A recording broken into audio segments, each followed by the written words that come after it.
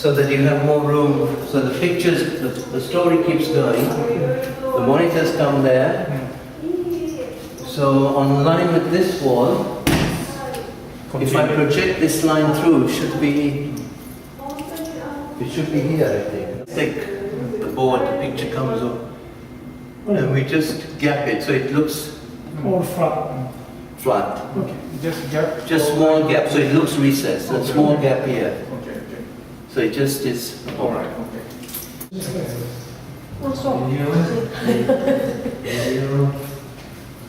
Video.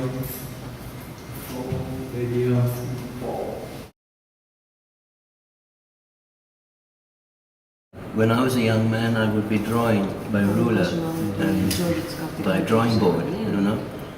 Now with the computer, you can move quicker, and so you can explore more area. And I think it's an obligation for architects to open the mind, to look at new materials, to look at new organization. From that will come a new idea of form and program. So would we close? But then how do people go through? No, not close. Not Just touch. just touch. I mean, like that. Yeah, that's the way I want it. So, Charleston, he had placed the banner in. And this is only one cloth, so imagine with two cloths, the weight will be 14 meters. About, yeah, so this is 7.2.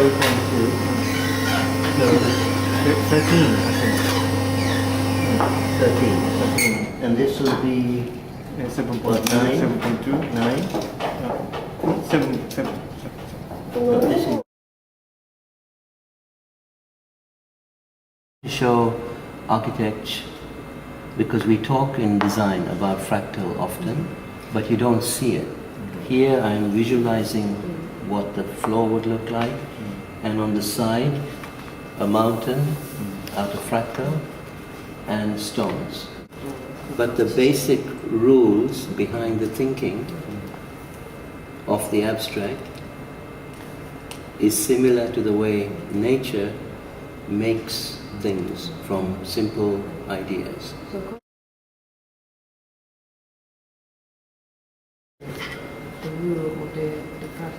Well, the fractal is, there are many fractals. And the idea is simply you have one simple idea which you repeat, but you feed back. That's what makes a fractal. In our world, if you take a line, you repeat and repeat, that's only copying.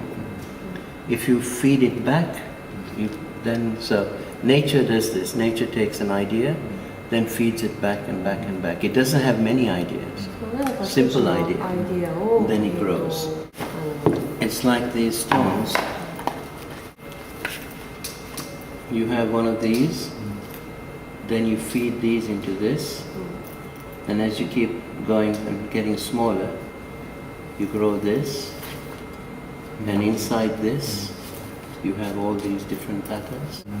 And when you put it all together, you get this as you zoom in. So a fractal is infinite. If you go as small as you can, you see this detail. So here I'm making and showing the people that you can see a big scale, and the same thing is in the small scale. And you get a different sense of space.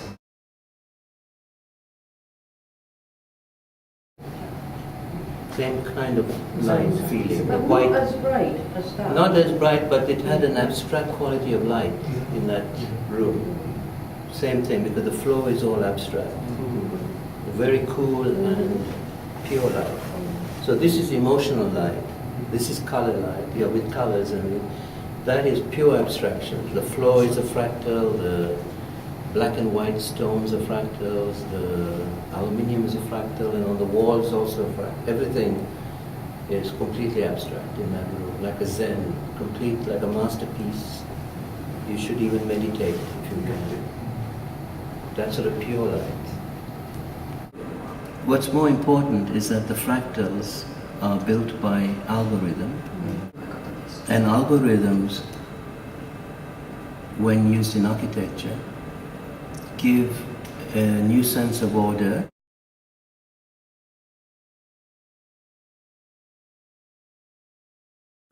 Algorithm with the pavilion I did with Ito-san, I did an algorithm that completely made the pattern, and then we made it directly into steel. The same pattern was made into, and that was a box, but it was a new kind of box and how space was made. What algorithms and fractals, what it leads to, is to bringing back into architecture a sense of time. Now, our concept of time is like a straight arrow. If you have what I call clock time, everything repeats. So it's like if you take an architecture and repeat the module every time. It's clock time. Okay?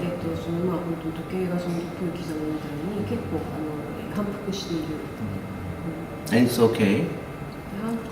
But to get emotion engaged with architecture, you have to fold time.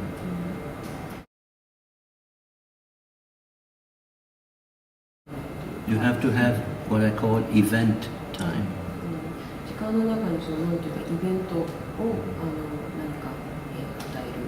And event time comes when you look at a space and how the axes of the space get bent or turned. If you assume the axis like this is clock time.